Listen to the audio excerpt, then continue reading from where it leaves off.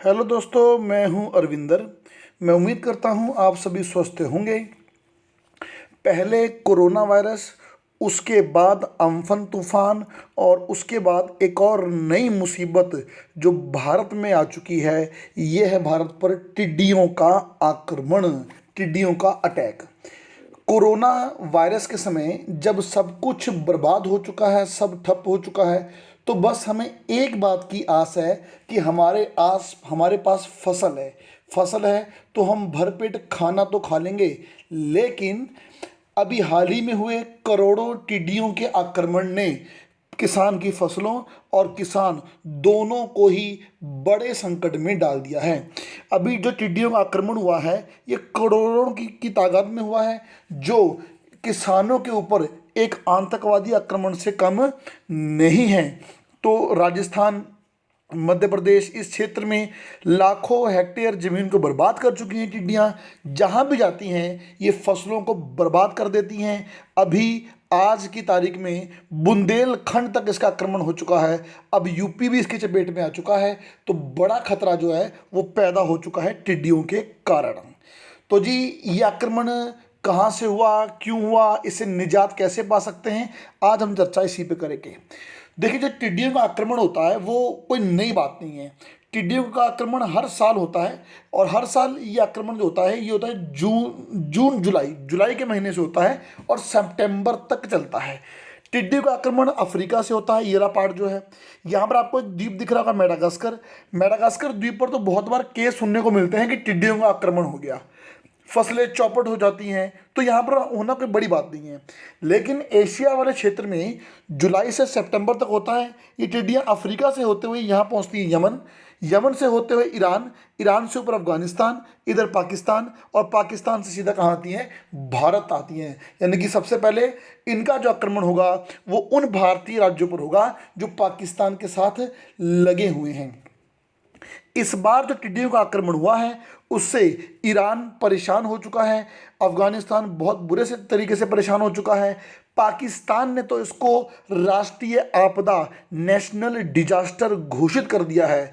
और अब टिड्डियां बॉर्डर पार करके भारत की ओर बढ़ चुकी हैं, और केंद्र सरकार और राज्य सरकार इसको रोकने में भरसक प्रयास कर रही है। लेकिन अब देखते हैं कि कितना खतरनाक है इन टिड्डियों का आक्रमण, और क्यों हुआ आक्रमण समय से पहले। देखिए, टिड्डियों का आक्रमण जुलाई के महीने में होता है, लेकिन इस बार पहले होने की पीछे वजह ये है कि जो टिड्डियां हैं इनको प्रभावित करता है सड़कों पर चलने वाली गाड़ियों की आवाज़, धुआं और चिमनियों की आवाज़। तो मतलब इसको परिवहन और उद्योग इन टिड्डियों को प्रभावित करते हैं। चूंकि मार्च के महीने से लॉकडाउन हुआ है, लॉकडाउन की वजह से सड़कें बंद हैं, उद्योग बंद हैं। इसकी वजह से टिड्डियों के लिए अनुकूल माहौल जो है वो बन चुका है। इसलिए जो इनका आक्रमण है वो पहले ही हम पर हो गया। जो समय जुलाई था वो अप्रैल मई में टिड्डी आक्रमण अपना कर चुकी हैं। भारत पर इसके आक्रमण का रूट पाकिस्तान से ये सबसे पहले राजस्थान, गुजरात, इन रीजन में हुआ। अब आगे मध्य प्रदेश बढ़ चुका है, नीचे महाराष्ट्र भी पहुंच चुका है। अब इधर से हो रहा है यूपी के ऊपर। जो अगला आक्रमण है टिड्डियों का वो बड़ा खतरनाक है। वो धीरे धीरे धीरे आगे बढ़ रही है यूपी की ओर। लाखों हेक्टेयर फसल भारत की टिड्डियां बर्बाद कर चुकी हैं। इनको रोकने के लिए सरकार भरसक प्रयास कर रही है, केमिकल स्प्रे कर रही है। लेकिन एक खतरा और बड़ा ही आ गया कि टिड्डियां अब जो हैं शहरों की ओर बढ़ रही हैं। शहरों की ओर बढ़ेंगी तो ये बहुत बड़ी समस्या है। ये राजस्थान में अनेक शहरों, अनेक जिलों को प्रभावित किया, जहां पर लोगों का घर से बाहर निकलना मुश्किल हो गया। इसके बाद अब ये दिल्ली की ओर आगे बढ़ रही हैं। दिल्ली की ओर आगे बढ़ना बड़ा मुश्किल हो सकता है, क्योंकि इन टिड्डियों को रोकने के लिए केमिकल स्प्रे की जाती है। बड़े बड़े क्षेत्रों में हेलीकॉप्टर के थ्रू केमिकल स्प्रे की जाती है। चूंकि दिल्ली में जनसंख्या घनत्व अधिक है, तो जहां अधिक आबादी वाले क्षेत्र हैं वहां पर केमिकल स्प्रे कर पाना बहुत मुश्किल होगा। टिड्डियों का आक्रमण देखते हुए उत्तराखंड सरकार ने हाई अलर्ट जारी कर दिया है। बात ध्यान रखिए, उत्तराखंड सरकार भी हाई अलर्ट जारी कर चुकी है। उत्तराखंड सरकार ने एडवाइजरी जारी की है कि आप सभी अपने खेतों पर थालियां बजाएं, अपने खेतों पर डब्बे बजाएं, धुआं लगाएं। ये सब प्रक्रिया करें, क्योंकि इन प्रक्रियाओं से टिड्डियां भागती हैं। जी हाँ, ये कोई वहम नहीं है, वाकई में जब आवाज़ होती है तो टिड्डियां भाग जाती हैं। जब डब्बा बजेगा, थाली बजेगी, टिड्डियां भाग जाएंगी। धुएं में बहुत लंबे समय तक नहीं रह पाती हैं ये टिड्डियां। तो इसलिए सरकार बोल रही है कि आप इनको करना शुरू कीजिए, और टिड्डियों को हमें किसी भी तरीके से रोकना है, क्योंकि कोरोना वायरस के बाद अगर किसी राज्य और देश की अर्थव्यवस्था का आधार बचा है तो कृषि बचा है, और कृषि अगर टिड्डियों की वजह से बुरे हाल हो गए तो फिर तो आगे बहुत बड़ी समस्या हमें देखने को मिल सकती है। ये जो टिड्डी है, ये एक ऐसा कीट है जो एक दिन में 150 किलोमीटर तक सफ़र तय कर सकता है। 150 किलोमीटर तक। एक बहुत ही महत्वपूर्ण बात यह है कि ये जो टिड्डी है, ये शाम को एक जगह झुंड बनाकर बैठ जाती हैं। मतलब इनकी यात्रा दिन में होती है, शाम को ये नहीं उड़ती हैं। शाम को लगभग 6 बजे से लेकर सवेरे के 6 बजे तक ये एक ही स्थान पर बैठी होती हैं। तो यह एक बहुत ही सही समय है जब इनके ऊपर केमिकल स्प्रे कर सकते हैं। कितने केमिकल स्प्रे करेंगे? एक आंकड़े के अनुसार राजस्थान में ही लगभग 70 लाख टिड्डियों को मारा गया। उसके बावजूद इतनी टिड्डियां बच गईं कि जो अब मध्य प्रदेश और यूपी होते होते आगे की ओर बढ़ रही हैं। कुछ अन्य बातें मैं इस कीट के बारे में बता दूं। इस कीट की लगभग 10,000 से अधिक प्रजातियां हैं।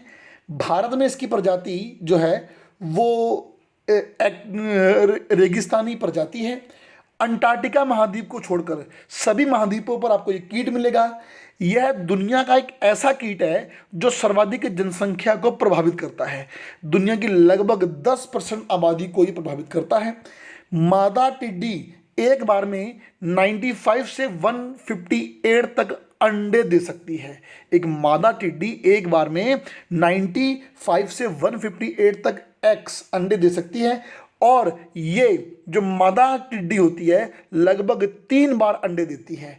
एक टिड्डी का जीवन लगभग 3 से 5 महीने का होता है।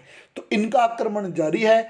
इनके आक्रमण को रोकने के लिए हम केमिकल स्प्रे कर सकते हैं, जो हमें शाम को करनी चाहिए।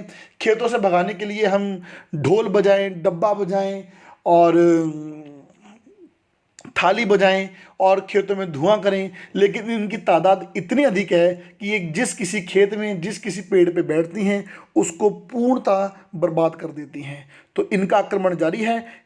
एक आंकड़े के अनुसार जुलाई के महीने इनका आक्रमण और भी खतरनाक होगा, क्योंकि इनके लिए सबसे उपयुक्त समय मानसून का समय होता है। तो इस बार कोरोना वायरस की मार पड़ी है और अन्नदाता यानी कि किसान पर भी टिड्डियों की मार पड़ी है। तो इसके लिए सरकार को भरसक प्रयास करने चाहिए। सरकार को केमिकल, जो टिड्डियों को मारने का केमिकल है वो मुफ्त में कर देना चाहिए, और किसानों के लिए बड़े बड़े राहत पैकेज लाने चाहिए। आप सभी का बहुत बहुत धन्यवाद।